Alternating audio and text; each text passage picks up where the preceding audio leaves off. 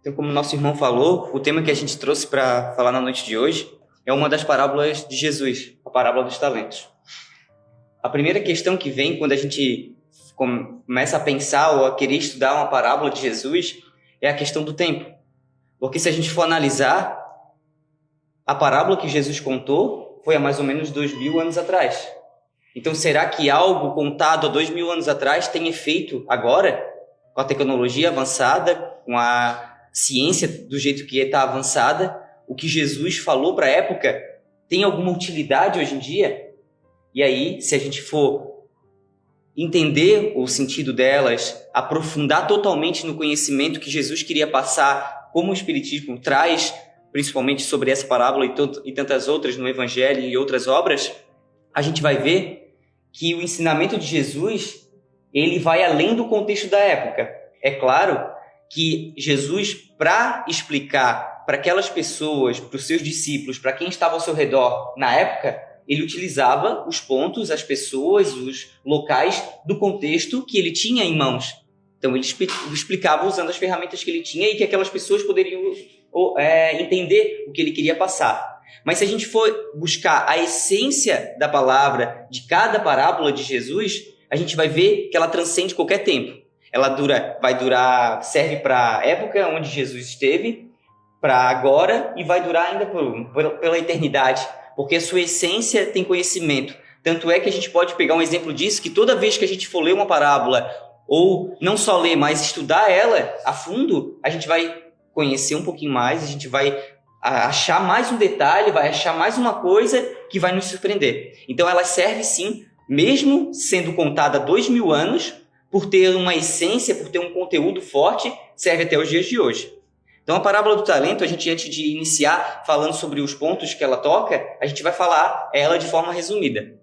Então Jesus, certa vez, ele contou essa parábola dos talentos. E ele disse que o Senhor age como um homem, que ao se ausentar e viajar, ele dividiu para 3 servos alguns dos talentos que ele tinha. Então, para um dos servos, ele deu 5 talentos. Para outro servo, ele deu 2 talentos. E para um servo, ele deu 1 talento. E todos os talentos foram divididos conforme a capacidade de cada um. Então, cada um recebeu os talentos que conseguiria administrar. E aí, o tempo passou. Depois de um tempo, aquele senhor, aquele que distribuiu os talentos, ele voltou para a prestação de contas para saber o que os servos tinham feito com aqueles talentos que ele tinha distribuído. E aí ele foi prestar as contas. O primeiro, que tinha recebido 5 talentos, chegou até ele: Senhor, tu me deste 5 talentos. Eu fui até lá, negociei aqui, negociei ali, consegui fazer isso, fazer aquilo e multipliquei esses talentos. Transformei 5 talentos em 10 talentos. E aí ele disse: servo bom e fiel. O segundo, da mesma maneira, chegou até o Senhor e disse: Senhor, me deste 2 talentos, eu negociei, corri atrás, trabalhei, me dediquei e multipliquei esses talentos. Transformei 2 talentos em 4. O último servo, o terceiro servo, ele já chegou dando desculpa.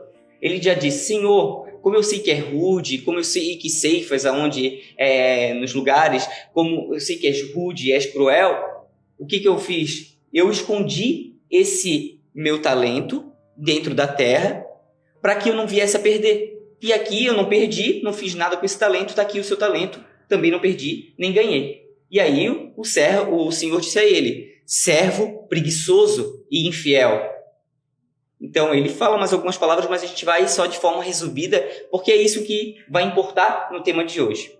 Então a gente começa a analisar alguns pontos agora dentro dessa passagem.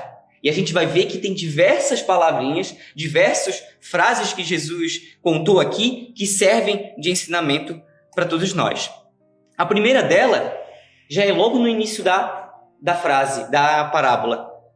Quem que é o Senhor e quem que é o servo? Já que Jesus utilizava como alegorias, como ensinamento, o contexto da época, ele utilizou isso também como ensinamento. Havia um senhor e tinha alguns servos que distribuíam alguns talentos. O Senhor, se a gente trazer para a essência que Jesus queria mostrar dentro dessa parábola, nada mais é do que Deus. E Deus, o que ele faz? Ele distribui a seus servos, que a gente vai ver por que é a palavra servo, alguns talentos. E por que é servo? O servo, a gente não tem que se ligar ao contexto da palavra, ao significado da palavra de serventia. Muitas vezes, quando a gente fala de servo, a gente pensa em escravo ou alguma coisa assim, que é alguém que está ali por obrigação. E não, nós somos servos, mas não servos de um senhor, e sim servos de um dos outros. Nós estamos aqui para servir uns aos outros. Nós estamos aqui para servir aos nossos irmãos que estão aos nossos lados. Então, nós somos servos, sim, uns dos outros, porque a gente deve servir aos outros através de boas ações, de boas atitudes, e isso vai levando, então, ao nosso aprimoramento e a multiplicação dos talentos. E qual que é o significado da palavra talento? Porque a gente vê ali que o Senhor distribui talentos. O que seria esses talentos? Na época, talento é uma medida que valia mais ou menos 50 moedas de prata, algo assim. E aí era uma grande quantidade de valor monetário. Então, quando o Senhor distribuiu, ele distribuiu um grande valor para eles. Então, talento na época era isso. Mas trazendo para os dias de hoje, para o contexto atual, a gente vai ver que talento, até a gente trouxe o significado lá do dicionário que diz aptidão natural ou habilidade adquirida, grande e brilhante inteligência, agudeza de espírito, disposição natural ou qualidade superior, espírito ilustrado, moeda da antiguidade, como a gente falou, grego e romano. Então, talento é as nossas qualidades, as nossas aptidões, aquilo que a gente consegue fazer, as nossas qualidades que temos, e colocando em prática, essas qualidades conseguem trazer um benefício próprio e para o nosso próximo.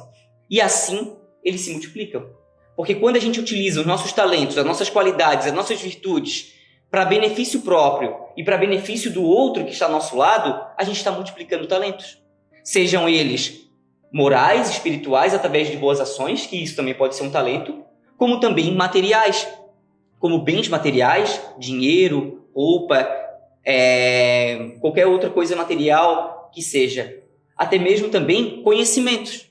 Quando eu tenho um talento de fazer algo de tricô, fazer uma casa, subir um muro, mexer em um computador, formatar um computador, algo assim, isso é um talento. Por quê? Porque ele é útil. E ele pode ser multiplicado quando eu ensino para uma outra pessoa e essa pessoa utiliza aquilo ali para utilizar para benefício próprio, para se aprimorar e assim crescer. Então, o talento, ele é toda a qualidade, todo o conhecimento que temos que traz algum benefício próprio e um benefício para o outro também. E isso tudo, quando a gente põe em prática, ele vai multiplicando esses talentos.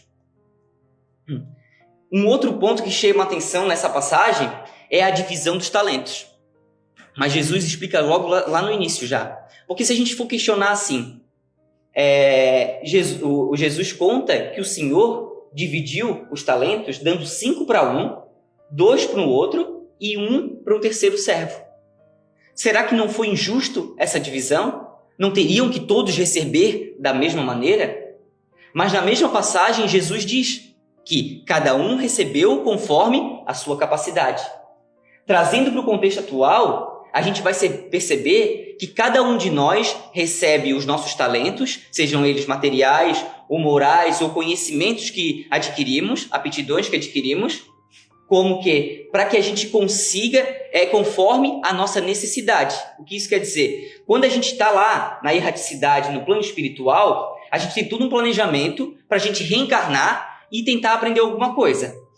E os espíritos, eles conseguem elaborar, até de forma não os espíritos que comandam, mas nós mesmos, através da nossa consciência e das nossas do que a gente precisa alcançar, nós acabamos manipulando e viemos com certas aptidões mais aguçadas nessas reencarnações para que a gente vai se aprimorar em certas partes, em certas áreas da vida. Então, hoje nós temos as nossas aptidões, os nossos gostos, as nossas vontades, sejam elas para profissões, para algo material, como também as nossas virtudes morais, de acordo com aquilo que a gente precisa progredir. Então, eu tenho todas as ferramentas necessárias para eu progredir nessa vida. Então, por isso que a gente recebe cada um conforme a sua necessidade. Cada um tem aquilo que precisa, então não é de injusto. E aí surgem também as questões de indiferenças sociais. Às vezes que alguns têm muito, ou nascem em famílias que têm muito, outros nascem em famílias que não têm ainda nem o que comer, o que dá para um filho, alguma coisa assim. Então, todas essas diferenças, a justiça divina explica de uma maneira de necessidade.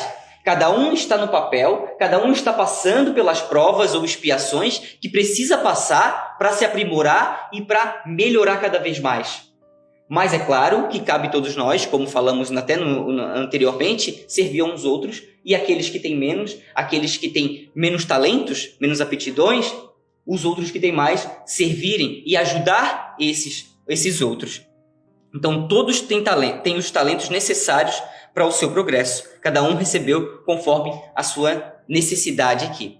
Assim como o receber conforme a sua necessidade, cada um recebeu conforme a sua necessidade, de uma maneira justa, cada um recebeu aquilo que precisava para progredir, a cobrança que aquele senhor faz ali naquela parábola também é justa. A gente pode se questionar, mas ele foi tão cruel com o último servo que ele não perdeu o talento. Ele devolveu aquele talento que ele tinha para o senhor, mas não perdeu. Os outros multiplicaram, mas ele não perdeu. E o senhor cobra ele e diz que ele é um servo infiel e preguiçoso. Por que isso? Porque a cobrança do Senhor também é justa e Ele quer que a gente faça tudo o que está ao nosso alcance com as ferramentas que temos aqui para progredir. Com certeza absoluta, se aquele servo tivesse perdido aquele talento que ele ganhou daquele senhor, mas ele tivesse batalhado, lutado, tentado negociar, tentado fazer isso, fazer aquilo, o Senhor iria agradecer ele porque ele fez alguma coisa. E é isso que Deus, os bons espíritos, quer de todos nós. Ele quer que a gente consiga observar a vida, a nossa reencarnação, como uma grande chance, uma grande oportunidade para progredirmos intelectualmente e moralmente. E que aproveitamos esses talentos que temos, esses conhecimentos que temos, para nos aprimorar e aprimorar os outros. Que a gente consiga ver isso como essa grande oportunidade e não ficar cabisbaixo, desanimado. É claro que às vezes acontece, mas não levar isso por um longo período, tentar olhar as coisas da vida que temos de bom. Tem um livro lá, é o livro Sinal Verde, que é de André Luiz por Chico Xavier, não, de Chico Xavier por André Luiz, que ele diz que se a gente fosse elencar uma lista com todas as coisas, os problemas que temos na nossa vida, de um lado, e do outro lado, todas as bênçãos, todas as coisas boas que temos na nossa vida, a lista de coisas boas seria muito maior. Mas o que acontece? A gente só dá visão para as coisas ruins, para os problemas. Então, a gente tem que aproveitar essa grande oportunidade, esses talentos que temos e multiplicar através das boas ações. Mesmo que seja um pouquinho, o Emmanuel diz que se a gente fizer uma boa ação, uma reencarnação, e em cada reencarnação, a gente já vai estar progredindo. A gente já vai estar se aprimorando. A gente já vai estar fazendo alguma coisa de útil. E é isso que Deus quer para nós. Ele não ia não ia nos criar lá imperfeitos, sem conhecimento nenhum, mas perfectíveis, para chegar na perfeição, botar conosco o intuito, a intenção de progresso, porque isso veio conosco, a intenção ali dentro, o intuito de saber que existe um Deus. Ele não ia colocar tudo isso para que a gente ficasse parado ou ficasse estagnado. Não, ele quer que a gente batalhe, porque ele não vai nos deixar na mão. Quando a gente coloca em prática, quando a gente batalha, quando a gente tenta sair do lugar, tenta multiplicar esses talentos através de boas ações, através de atitudes, através de ser útil, tendo alguma utilidade aqui nessa reencarnação, a gente vai começar a receber diversas outras coisas, diversas boas ações, porque é energia. Quando a gente está sendo útil, a gente está se envolvendo com coisas úteis, é claro, no lado bom, fazendo isso para outras pessoas e para nós mesmos. Isso gera uma certa sintonia, onde espíritos superiores, espíritos bons, que querem também trabalhar, não querem ficar na preguiça, na inutilidade, eles se vinculam a essa sintonia que nós geramos também e vivem sintonizado conosco e nos ajudando cada vez mais. E aí ajudando cada vez mais, e assim a gente vai melhorando. Então é isso que o Senhor, ali da parábola, mais especificamente Deus, quer de todos nós. Que a gente Utilize esse talento para fazer alguma coisa. Saia do lugar, não enterre, não fique para baixo. Se a gente for perceber, Deus é tão poderoso e tão justo e tão bom conosco, que mesmo aquele que está totalmente isolado, sozinho, dentro de um quarto, se ele for perceber, ele não está sozinho. Porque ele tem ali espíritos familiares que, às vezes, às vezes eles têm algumas intenções, mas eles podem estar ajudando também, espíritos familiares. Mas ele tem ali com ele um anjo da guarda, um anjo protetor, desde o seu nascimento até o seu desencarne. Então, Deus dá todas essas ferramentas para que a gente não se sinta sozinho e batalhe para multiplicar cada vez mais esses talentos. É que nem aquela parábola também da semente no caminho. Mesmo aquela árvore que a árvore der um fruto, já está sendo útil, porque alimentou alguém, alimentou um animal, uma pessoa. E é isso que a gente precisa fazer. E a gente vai perceber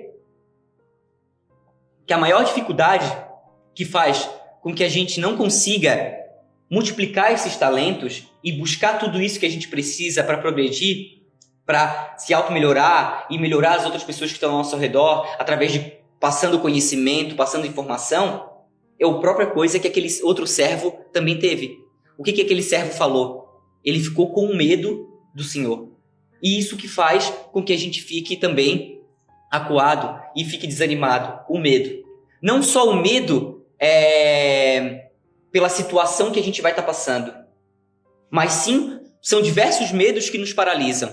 O medo, até certo ponto, ele é bom, porque ele faz com que a gente esteja alerta. Mas o medo não pode chegar num ponto onde nos apavore e nos paralise.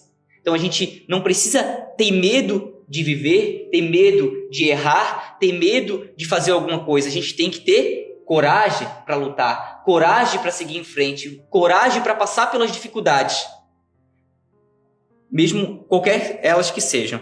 Então a gente trouxe o maior inimigo da multiplicação dos talentos somos nós mesmos. Somos nós que bloqueamos essa multiplicação e nos achamos muitas vezes inferiores, nos achamos que não somos capazes, nos achamos que nunca vamos melhorar. A gente vem à casa espírita, lê um livro, a gente faz alguma coisa, só que chega lá na rua, alguém corta a nossa frente com o carro, já estamos xingando. E aí a gente pensa assim, mas eu não melhoro nunca, eu nunca vou acertar, eu nunca vou ficar bem, eu nunca vou conseguir ser uma pessoa melhor. Mas a gente tem que entender que o errar é o processo para chegar na perfeição. Só o reconhecer que a gente está errado já é um dos progressos para melhorar e aí multiplicar esses talentos. Então, só o reconhecer isso, saber que somos errados, que temos defeitos, que temos essas dificuldades, já é o processo para a gente progredir. E aí a gente começa a tirar essa pedra que nós mesmos colocamos no nosso progresso, porque se a gente for analisar, temos todas as ferramentas para progredir. Só que quando nós estagnamos, ou quando nós ficamos desanimados, ou quando nós não conseguimos melhorar, não tem ninguém nos segurando. Não tem ninguém nos colocando alguma coisa ali para nos prender. Somos nós mesmos que estamos criando tudo aquilo. É claro que eu estou falando da questão espiritual. Tem diversas situações materiais onde há pessoas que têm suas diferenças, suas situações onde tem mais dificuldade de progredir. Mas falando do lado espiritual, somos nós mesmos que criamos essas situações onde nós ficamos ali estagnados. Então, se a gente consegue perceber que é um espírito inferior, que erra, que tem defeito, mas que tem talentos, que recebeu essas aptidões, recebeu tudo isso, a gente consegue perceber que a gente pode progredir. E só depende da gente. Se a gente lutar e batalhar todos os dias, aproveitar. Uma coisa que chama atenção ali quando o Senhor fala para os dois servos, os dois primeiros que ele elogia e o último que ele dá um puxão de orelha. Ele fala para o primeiro, servo bom e fiel. E para o outro também, servo bom e fiel. E para o último que ele fala, servo mau e preguiçoso. Ele chama de preguiçoso. E a preguiça é uma das maiores dificuldades que temos para que a gente ponha em prática, que bloqueia o nosso colocar em prática os nossos talentos e a multiplicação desses talentos. O tempo ocioso, Joana de Ângeles, por Divaldo Pereira Franco, ela diz em diversas obras que o tempo ocioso é o tempo mais perigoso que existe. A gente acha assim, não, vou descansar lá, vou parar e vou dar uma descansada. Esse tempo ocioso, se a gente não tomar cuidado, é claro que tem que ter o tempo de descanso, mas ela fala ali no excesso. Esse tempo ocioso, se a gente não tomar cuidado, aquilo ali vai nos criando um bloqueio e vai nos paralisando de um jeito onde a preguiça ela é viciosa.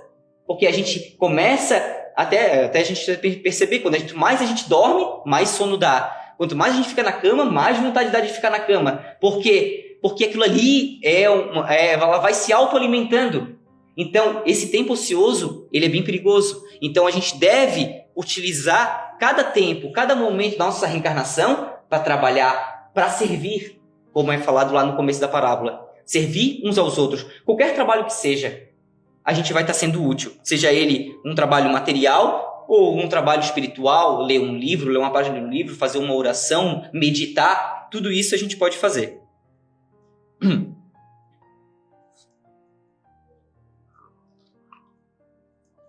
E como é que a gente vai conseguir, então, no nosso dia a dia, agora entrando no desenvolvimento desses talentos? Porque a gente falou dos talentos, o que é o talento, as situações onde fizeram aqueles servos, alguns conseguiram multiplicar esses talentos, o outro acabou escondendo, mas ele teve a questão do que o servo cobrou ele, e onde a gente pode desenvolver os talentos na nossa vida, no dia a dia. E há diversos lugares, no centro espírita, na nossa casa, com os filhos, com os nossos pais, com nossos parentes, porque como nós falamos, o talento, ele é algo que nos leva a um progresso, tanto nosso quanto aquele que está ao nosso redor. Então, quando a gente dá uma boa educação a um filho, ou a alguém que nós somos responsáveis por aquela criança, por aquele jovem, nós estamos multiplicando talentos. Porque dando boas intuições, passando bons conhecimentos, ensinando boas virtudes, estamos multiplicando, porque aquela criança, aquele jovem, também vai fazer aquilo mais tarde. E vai se tornar uma pessoa melhor, um espírito melhor. Isso também é multiplicação de talento.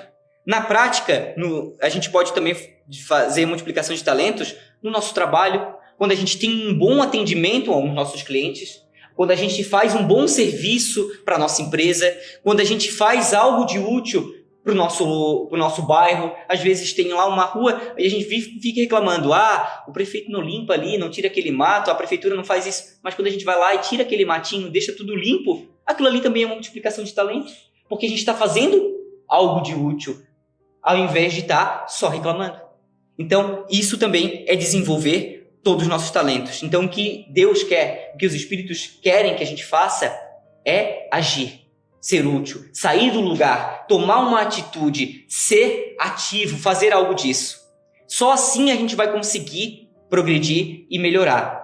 Se a gente for pegar um copo sujo, um copo com água suja, se a gente deixar ele parado, ele vai permanecer sujo. Mas se a gente abrir uma torneira com água limpa correndo dentro dele, ele vai começar a encher de água limpa, e a água suja que tem dentro vai começar a sair. E é assim que a gente deve fazer. Nós somos espíritos imperfeitos. Somos copos ainda com água suja, com imperfeições.